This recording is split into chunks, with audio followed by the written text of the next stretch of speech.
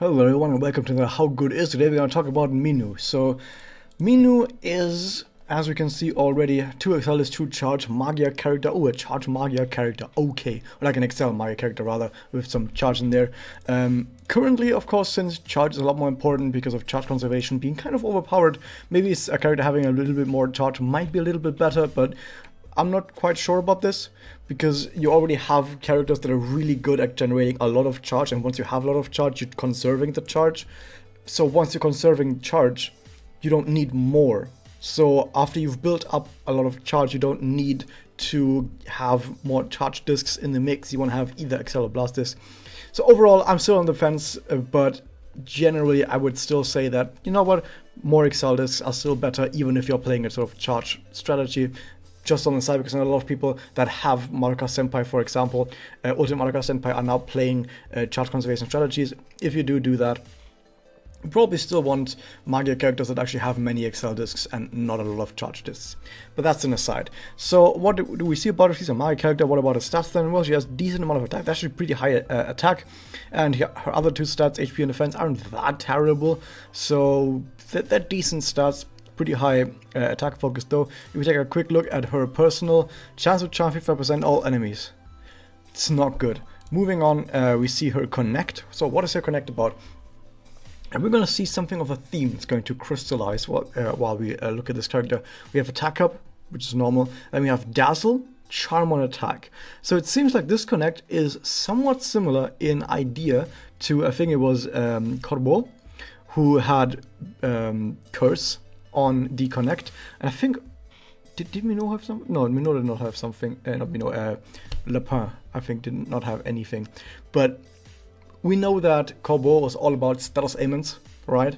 And we see status aimants right here in the connect. Now, if we take a quick peek at the Magia it has MP gain down, MP damage. That's Lapin. That's her part of the, that's her Magia basically right here.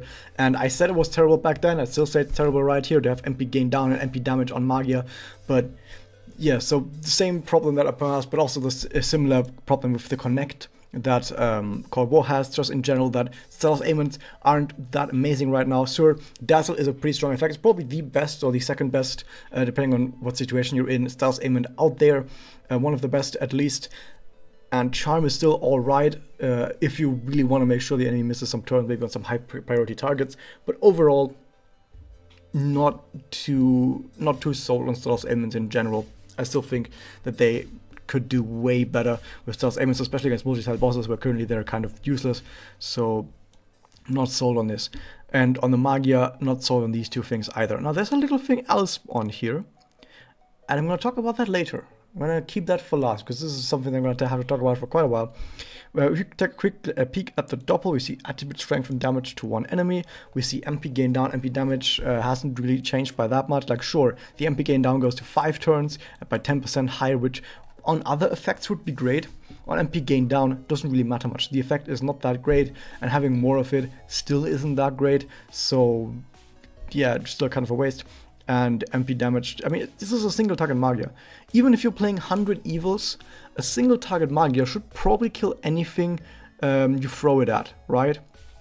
Even like she's a natural 4-star character with this amount of attack. If she even achieves 1 slot, you give her any 4-star attack focused or damage focused, just any offensive passive Memoria, put it on there. If she uses a Magia, even 100 evils stage 3, almost everything you throw that at will just die in a Magia, especially a Doppel.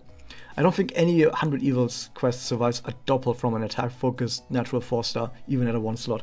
So what's the point then of giving them MP gain down and MP damage? Isn't that a giant waste? And guess what? If you're attacking someone you're strong against, so she's light type. If you're attacking a dark type, you get the attribute strength to bonus, which means that definitely everything is going to die that you throw this at. So what's the point of giving them MP gain down and MP damage? They're not going to use Magia after that because they're going to be dead. And against big bosses, most big bosses don't use Magia. In fact, the only big bosses that use Magia are Kimochi. And for the most of those Kimochi actually have Magia that you want, because they most Kimochi, if they're, for example, they're weak to Charge Blast, what they will usually do is when they use their Magia, they will give themselves weakness to Charge and Blast, but only when they use their Magia. So if you prohibit them from using Magia, you wouldn't actually get that. Not that this would stop them anyway, because what Kimochi do is they give themselves 999 MP on their turn and then immediately Magia. Even if you gave them the maximum MP gain down, you can put it somewhere like 95%. No, not quite 95%. No, the maximum is 95%, but you're not going to get there in a turn. So in the turn, you're not going to get to 95%. But even if you get really high, let's say you get to like 90% MP gain down, or like 80%. So I don't know how many characters out there that can do that. Like on turn 1 immediately, put out down MP gain down. But even if you get really high, they're still going to use their Magia. So you can't even stop them. The MP damage also doesn't stop them. So this is absolutely pointless. Nothing is going to be alive after this where it still matters. Let me put it this way. So the Doppel has 2 effects that are kind of terrible, but at least it gets attribute strengthened, so single target damage. So yeah, everything you do throw that at that is dark type will just die. Like every single tile character, this dark type just dies from this. Cool, that's awesome. Let's take a look at the Spirit Enhancement. So we got an anti-Magia seal, we got 2 bonus Magia damage up. So yep, Magia focus as you would expect from a Magia character. If you got a chance to charm one attack, that's okay, but not going to really make too big of a difference. What else do we have? Oh, MP gauge increase on battle start. That's pretty good. That really helps getting the Magia out there, and this will actually be quite important for stuff you're going to see later as well. But for now, just keep in mind, we have Magia start, meaning that the first Magia comes out a bit faster. And in general, even if you if you do indeed do Kimochi with this character, every single battle that you start, so you have 3 battles a day. On each of these battles, you're gonna get 22.5 MP on the first turn. Awesome. Then we have the active, which is Dazzle, all 1 turn, doesn't really matter too much. MP damage doesn't really matter at all. Starts and resistance down. I think this comes after the Dazzle, because usually how it's written down here is that the effects go from left to right. So it's Dazzle first, then MP damage, then starts and resistance down. At least I think that's what it does. But if it does it the other way around, where it does ailment first and then Dazzle, that would be way better. But even so, it's alright, but it's nothing crazy, and especially on a Kimochi, you probably don't care about this at all. So it's another active that can sometimes be quite alright if you can dazzle many different opponents. If you have an ailment focused team, which does ailment resistance, that would actually be interesting. But apart from that, it's useless. Kind of not that great, kind of useless most of the times. So overall though, the only thing that's really left to talk about with this character, like so far this character looks pretty terrible. She has a reliance of some ailments, when ailments, in a time where ailments just aren't that good. They're just really completely far out of the meta right now, especially multi-type bosses. You have focus on MP gain down, MP damage in some of these places. Like yeah, she's supposed to be some sort of a mixture between Corbeau and Lapin, but none of those things are actually good. So she's a mixture of stuff that isn't good. And even in the few situations where it is good, there's still other options that are just as good. So is she a terrible character? So far, yes, but there's one thing I didn't talk about yet. It's the Magia damage up. To all allies, I'm going to talk about the Doppel because she's a Magia character. She's going to get to Doppel more than she's going to get to Magia, or rather you should get to Doppel more than you get to Magia. Gives 36% Magia damage up to all allies for 5 turns. That is quite a lot. And since she starts the battle on 22.5% already, 22.5 MP, it's gonna be rather, you're gonna get to Doppel even faster than most other characters. It sucks that you're not an Excel Gorilla. Did you have a charge disc in there? But yeah. Even so, you're probably gonna get to Doppel rather quickly. Or you're gonna start the Doppel, or you're gonna start the battle with Doppel if you're playing something like Kimochi, where that would be the case. So how strong is it then to give Magia damage up to all allies? 5 turns, 36%. So if you're playing Kimochi and you're playing any type of Kimochi where using Magia is really important, like for example the last Kimochi that we just had with the where people played forest units, it was really important on that Kimochi to use Magia. That was the only thing that mattered. It was Magia damage. Like 99.9% of all people's big damage was Magia. So of course Magia damage up was rather important. Now here's the thing about Magia damage up, is that it doesn't work like normal damage ups. So if you have normal damage ups like the effect called damage up or the effect called damage increase, which are basically the same, or you have blast damage up, or you have addict killer, which is damage up increase against enemies, inflict with stars, ailments, blah blah. All of these effects are just regular damage increases. They all get thrown into one pot additively, meaning you add them all up and then you get a multiplier, and that multiplier just multiplies your damage, right? But Magic damage up is not part of those multipliers. It's a separate multiplicative multiplier. It's not additive. What do I mean with that? Let's say, for example, you have a whole bunch of buffs like damage up, damage increase that give you a total of 150% damage increase, right? So as a multiplier in mathematical terms, that would be like a times 2.5 multiplier, right? Let's say you now get a buff that gives you 20% more damage up. Since damage ups are all additive, what happens is you just have the 150% plus 20% is 170%, or as a multiplier times 2.7. So it went from 2.5 to 2.7 by adding this 20% multiplier. That's additive. But now if we had a 20% Magia damage up, that's multiplicative, and which basically means that the times 2.5 gets multiplied by 1.2, right? It's increased by 20%.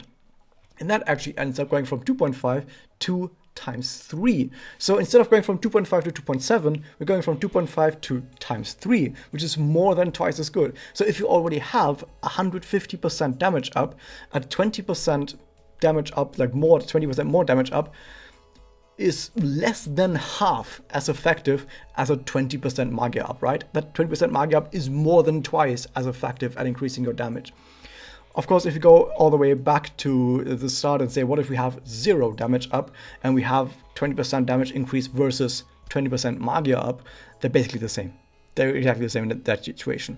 So what do we learn from this? Basically, to put it all to one point, the more damage ups you already have, the stronger Magia up becomes. And when you're in a Kimochi battle, you play something like a Mikage, for example, or a Tsubaki, or maybe a Karin Ao, characters that give damage ups, some characters that give attack ups. You're going to try to cap on attack up, you're going to try to cap on damage ups, or at least get as high as possible.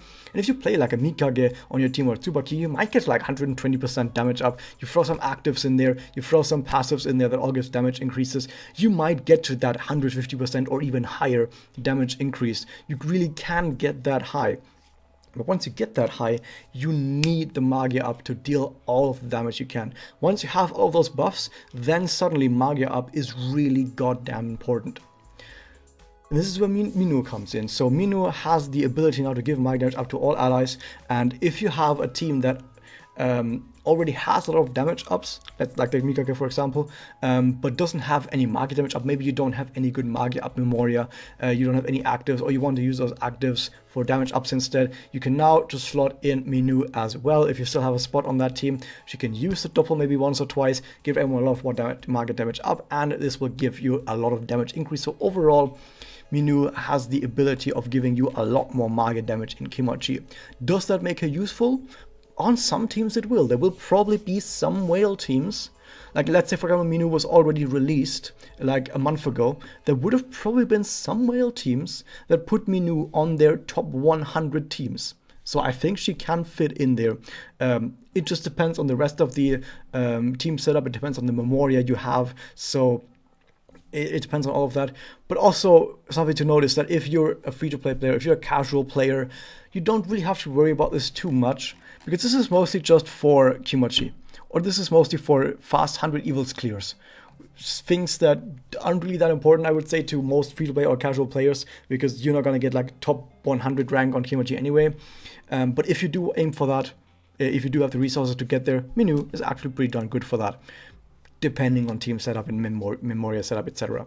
So yeah, she definitely has a spot that she can place in. And by the way, if you're just watching this video and you're not watching the Isabeau video, which is going to come out probably tomorrow or something, and you're wondering how does she compare to Isabeau? Isabeau is not useful at all compared to Minou. Minou is going to be like whale relevant, but Isabeau is not going to be relevant to whales at all. That is said, to whales. If you want to know why it is only not relevant to whales, but might be relevant to you out there, who knows, stay tuned for the next video. But for now, that was Minou. We still have, by the way, in the gacha, there's a Memoria down here. This Memoria is also on the Isabeau gacha. I'm not going to talk about it again in the other video, even though it's on both gachas, because it's such a standard, boring Memoria. It has 25% attack up and max limit break, and then it has poison. 25% chance of poison for 3 turns. That is such a low chance. I mean, yeah, it's for 3 turns, but it's poison. That is the worst stuff in the game, probably. And it's a highly limited Memoria. It's such a highly limited Memoria with such a standard effect. So yeah, this is not that amazing. This is really one of the worst limited Memoria we've seen in a while, sadly. Yeah, that was it. I hope you guys enjoyed. Hit that subscribe button, ring the bell, and I'll see you guys next time.